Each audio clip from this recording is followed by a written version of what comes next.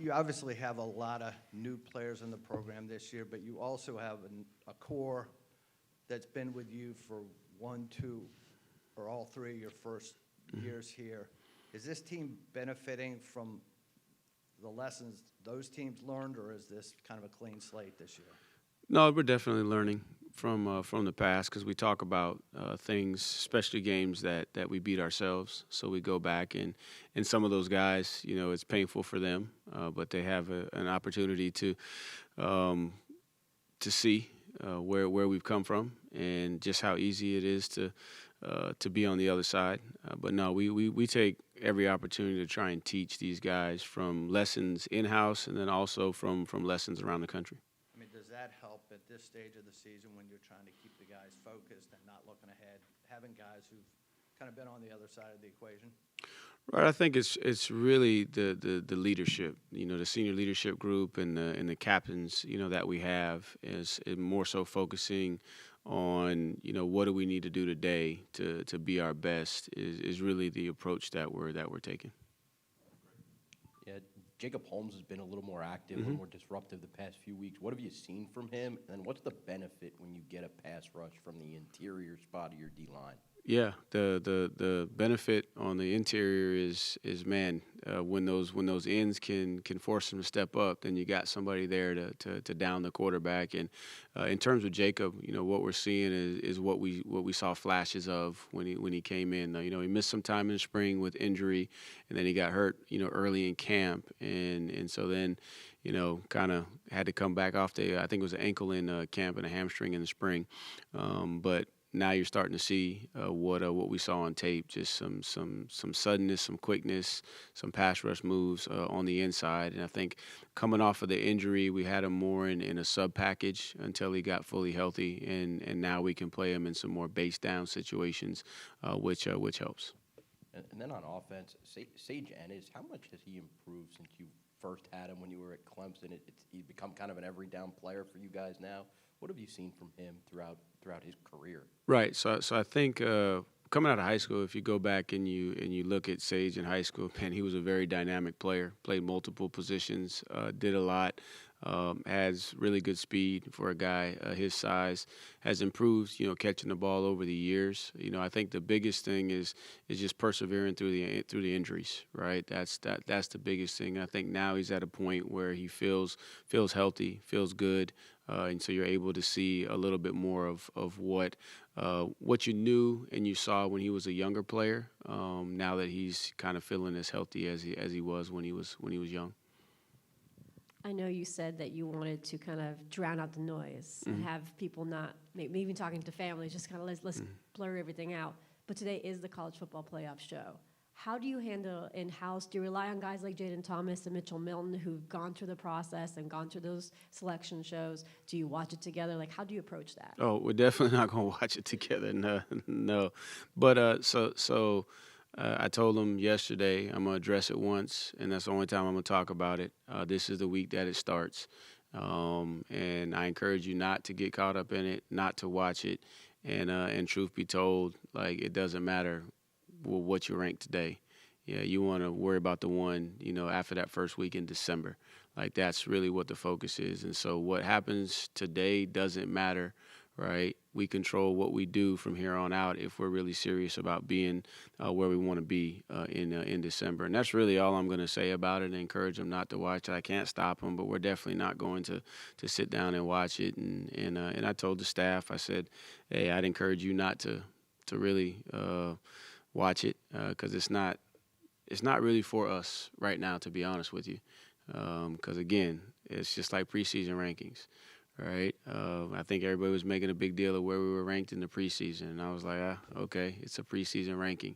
We have an opportunity to do something about it. So we're going to take that approach, but really not going to talk about it much more with the guys. And hopefully, but I told them, and all along I've been trying to tell them what I know from my experience. And I've tried to tell them that, hey, more people are going to come out the woodworks.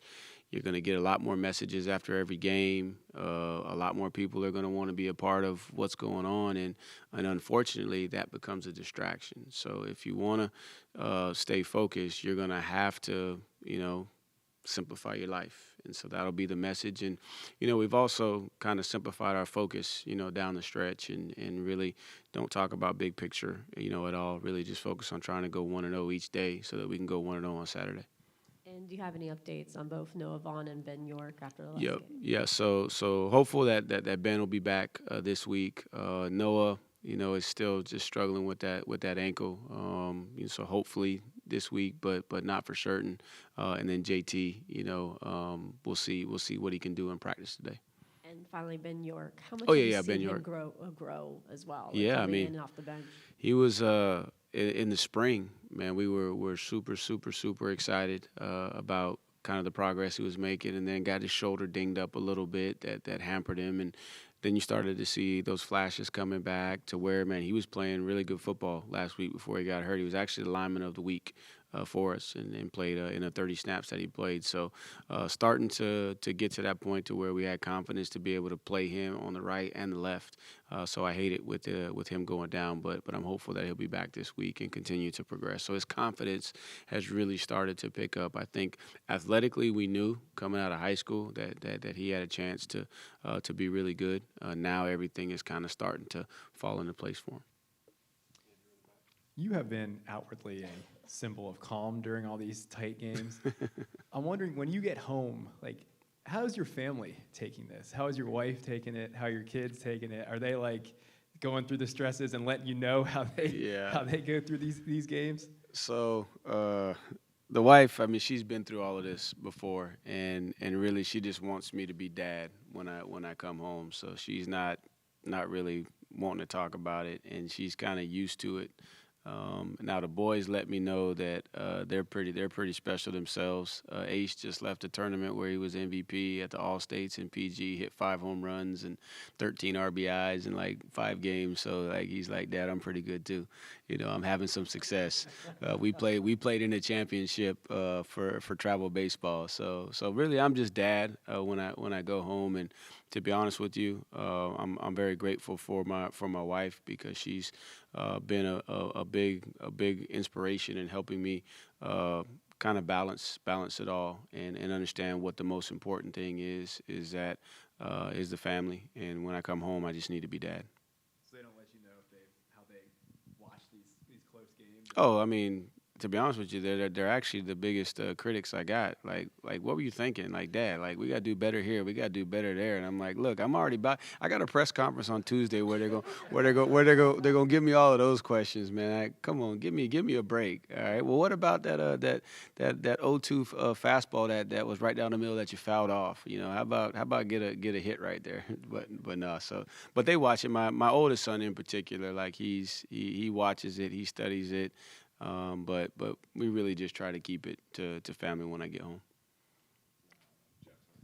After the game in Chapel Hill, Clary said that he was still kind of getting the rust off, feeling better, but there was still room to improve. Yeah. How far has he come kind of since then, and what do you hope to get from him down the home stretch? Right, so I think he played 60 snaps, and that's the first time he's played that many snaps in a long time at North Carolina. And, man, Clary's just a warrior, and I don't think people understand what he has to go through just to get himself ready to play. He's got to get his knee drained every week. Man, it's a lot. So we knew it was going to take a little bit of time, but what you're starting to see is him, kind of show you some glimpses of the past, of playing fast, diagnosing things quickly because he's back out there, being a leader for his teammates. Great energy on the sideline, helping guys. Came up to me during the game and was standing next to me, and he's like, "It's toss play," and then it was a toss play. He said, "Coach, that's film study." So just those veteran things, and that really is what makes it fun. Coaching this group, because we got some unselfish guys, because there's nobody that wants to be out there for every snap of the game more than Antonio Clary. But he knows kind of where his body is, and he also knows that strength is in numbers. And so the more experience that we have, the fresher guys are later in the game, because we're splitting snaps, the better we're going to be in that game and the games to come. Yeah, you talk about people coming out of the woodworks and everything right now, but does it feel like there's a different kind of air when you're around grounds, when you're around this building, even on game days at Scott Stadium right now compared to the first 3 years? Definitely game days at Scott Stadium, and it feels like what I envisioned it feeling like, and hopefully that's the same for the folks that are in the stands, that they feel like a different type of energy around game day, because Saturdays during football season, man, they're special, right? Like they're special for a lot of reasons, and man, there should be a certain feel associated with it. So I'm happy that we're starting to kind of have that feel around the building. I mean, it's about the same every day. Like we focus on our theme of the day. So today is Takeover Tuesday. It's our heaviest work day. So it's a padded practice, and we're gonna get after it. Some base down install. So that's what you feel around here. You do notice a few more, good jobs and great season going and that kind of stuff. But really notice the biggest differences in Scott Stadium on Saturdays. Speaking of Scott Stadium, I know everyone for years has kind of talked about the atmosphere there and improving that, Yeah. but is it as simple as success brings the fans out, or is there something else kind of to it? Yeah, great question. I think success, but also too, I think it's a sense of responsibility, right, all the way around, and understanding that every role is critical, right? That really Saturdays is about supporting the team, but it's about tailgating, man. It's about family bonding. It's about time with your friends, and then celebrating your team and supporting your team, and letting it culminate in the game and the atmosphere inside the stadium. But there's a lot more to it, and that's what I wanna continue to build here. Is that where, man, you don't plan a wedding, right, during football season. Like, you don't do those kind of things, and like everybody's focused on like those 7 Saturdays, like nothing else matters. Like, and that's kind of what I'm used to, and I know that may be a little bit overboard, so to speak, but that to me is really what it's all about. Just there's so much pageantry with the game, and it's not just about the actual game. It's about the relationships and the memories and the time that you spend with family. And then you got babies that or their first picture is in Virginia gear, and they can remember all of the games that they attended. Like, it has an opportunity to be something really special. Last one is just, do you feel like you hear more from people when you're out and about, like, or more people coming up and doing those fist bumps and things like that? A little bit, but also too, I'm not out much, right? This time of year, so I might go to Chick-fil-A, but I think they already, like, I think me and my wife are on like speed dial at Chick-fil-A. We eat so much Chick-fil-A, so they already knew us. You guys have preached that next man up mentality a lot this season, especially with just the injuries you guys have had. And we saw that again this weekend. Eli Wood, one of those guys, kind of stepping up. How much do you think having that mindset has helped you guys find the success that you have this season? It's critical. Without it, I don't think we're where we are, because guys have had to step up. I mean, Game 5. I guess it was Game 5, Brady goes down. Now Drake's got to move in. Well, then Wiggy's up. Well, then Wiggy goes down. Now Sipes up, right? Now Brady's back, right? Well, then Jack and Ben goes down. Boldy goes out. I mean, and then you look on the defensive side, you got guys going down and guys stepping up. So it's critical, and I think that is one of the differences with this team than years past, is we do have more competitive depth, so that we got guys in position and ready to go, which makes our practices more competitive, which I think prepares us better for competition on Saturday. So it's critical, to our success. What are just your initial impressions of this Wake Forest team? They have the number 2 scoring defense in the ACC right now. Yeah. So what I do hear a little bit more is kind of, I wouldn't say unrealistic expectations, but maybe people looking at a score and assuming that 42-7 is not indicative of this football team that's coming in here, and you're starting to see them formulate an identity under the new staff. They play really hard. They play a physical brand of football. They have some very dynamic weapons on offense that can score at any time. That game was, 13-0 in the third quarter, right? It was a close game. I think they sacked the quarterback several times. It was challenging for them to run the football until the second half.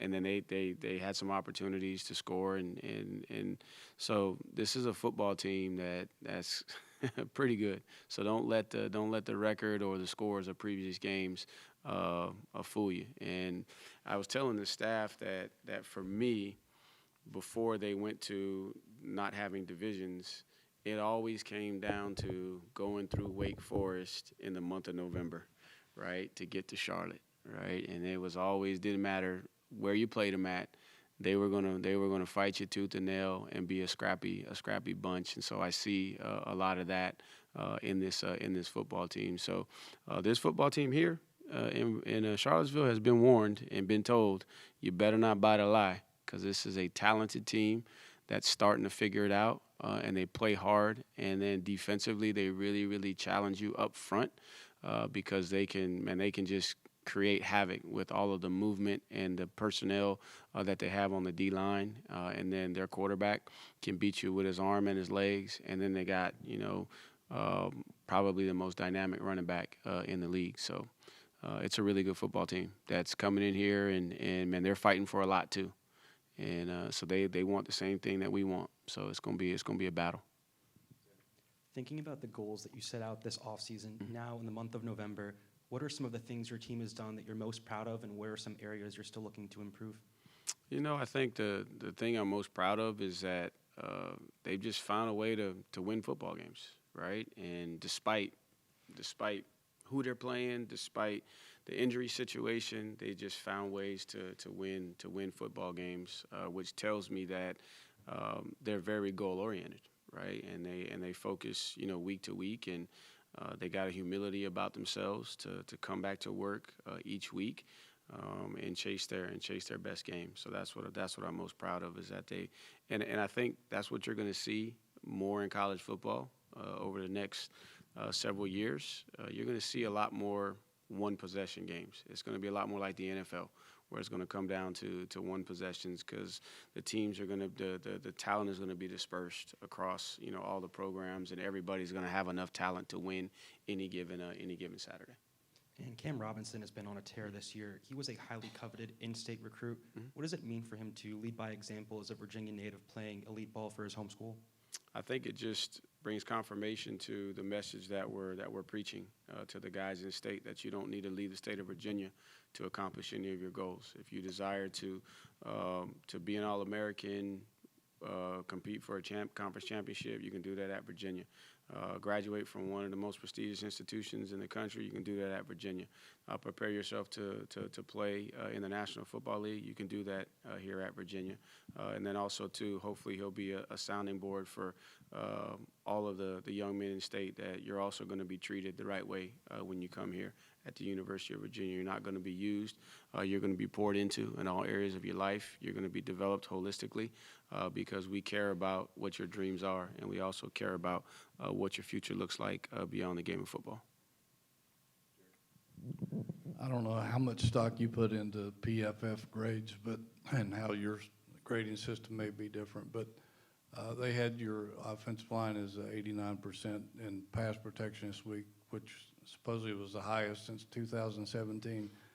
Can you just talk about your pass protection and how far that's come? Right. So I think I said last week that the 6 sacks that we gave up was kind of an anomaly, not who we are. And you are what you repeatedly do. And this week, for the record, we had 2 sacks, and I don't think they were on the offensive line. Right. One was the quarterback. It was well protected, and he kind of pulled it down early to scramble and got tackled. And the other one was a move the pocket, and he slipped. So I thought they responded and came back and did a really good job of creating some clean pockets, which has been, pretty consistent, because we've had several games where we haven't given up any sacks and we've kept our quarterback clean. I think it's a testament to the game plan that Coach Kitch puts together with the input from Coach Heffernan, and then the level of detail and work that they put in throughout the course of the week to understand the opponent, the looks that we're getting, and then just taking pride in protecting the quarterback. We say that the quarterback and the football is the program. and that's a goal. Offensively, that's a goal. Special teams wise, to protect the ball, and then offensively is protect the ball, protect the quarterback, and everybody has a role. So it's not just the offensive line. I think if you study it, you're going to see that Jamari has done a really, really good job of stepping up in there and doing his part from a protection standpoint. And then the quarterback too, understanding when it's necessary for him to kind of get out of some situations. So I think it's a combination of those guys, but most importantly, it's taking pride in protecting the program, which starts with the quarterback and the ball. Where does Chandler rate in the quarterbacks you've coached over the years in terms of keeping plays alive and being able to keep his eyes downfield and find open receivers? And in that aspect, as good as any of them, and I'd say he's probably up there at the top in that aspect of being able to get out of plays and turn them into positive plays, and then extend plays and be able to extend plays with his legs and with his passing down the field.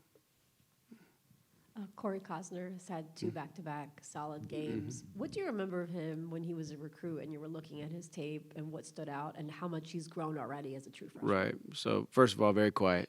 Corey doesn't say a whole lot. So he was an interesting one to recruit because you never knew what he was thinking. But you watch him on tape, he was just dynamic. He played multiple positions. He was an offensive guy, defensive guy. You knew that he had a burst and some long speed. And then he gets here and you really get to see his body start to transform, and then you start to see him out on the practice field, and man, he can do some different things, some very dynamic things, and then he had the physicality to be able to play the nickel spot, because we were thinking, okay, safety, corner, he got some versatility to play corner. So you didn't really know all of the equation until you got him, but you saw some really, really, really intriguing traits in the recruiting process. But he's a quiet guy, but he's a fierce football player. He loves to play. He's learning how to prepare week in and week out to give himself an opportunity. So I'm excited for him and his future, and just the competition that he creates there too. That's great competition for JP, right? To push him, because we're going to need both of those guys to play at a high level at that position to get to where we want to go.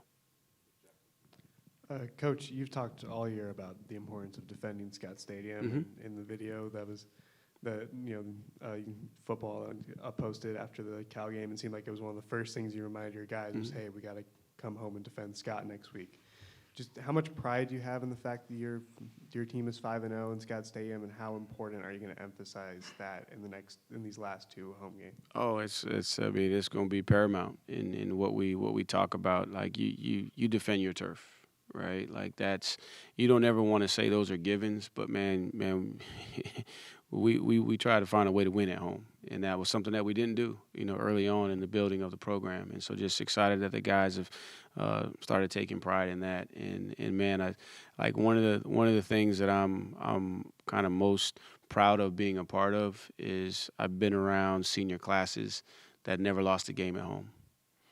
How cool is that? I know there's some other stats out there, but to say, man, we went our entire career without losing a game at home, or we win an entire we got to start with an entire season, first of all, right? But man, that's kind of, those are the things that mean the most to me, right? Is guys can say things like that, and but you gotta defend your turf. Right, and you should have a home field advantage. That's why I've stressed the importance of, the fan engagement, attendance, the interaction, making noise at the right times to help us, have a competitive advantage. Because when you go on the road, it's difficult. You got to overcome the travel. Man, you're in an environment that could be imposing upon you, that they're making it difficult. So it starts with, defending Scott Stadium, and then you go chase those other opportunities on the road. Jamari, I think, hit the 150 carry mark on Saturday for the season.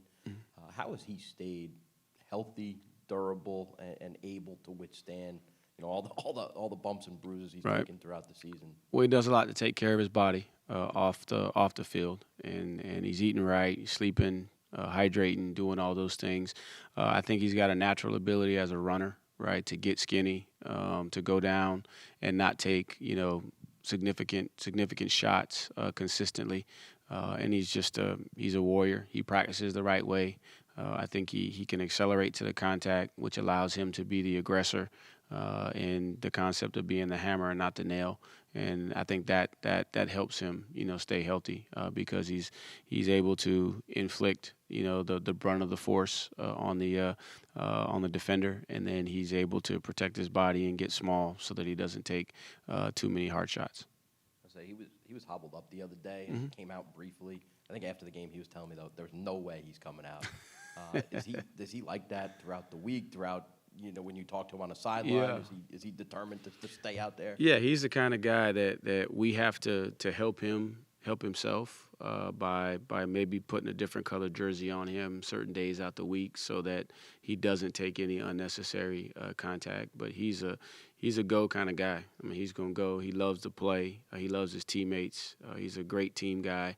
He loves to compete, and he likes to be challenged too. He got challenged in the game. I kind of put on my running back coach hat during the game. I saw a couple runs where I thought that there was a little bit more there, and I challenged him, and he accepted the challenge and came out, and you saw a little bit different demeanor out of him. So he's a fun guy to coach because he doesn't say much. He just goes to work. He doesn't complain.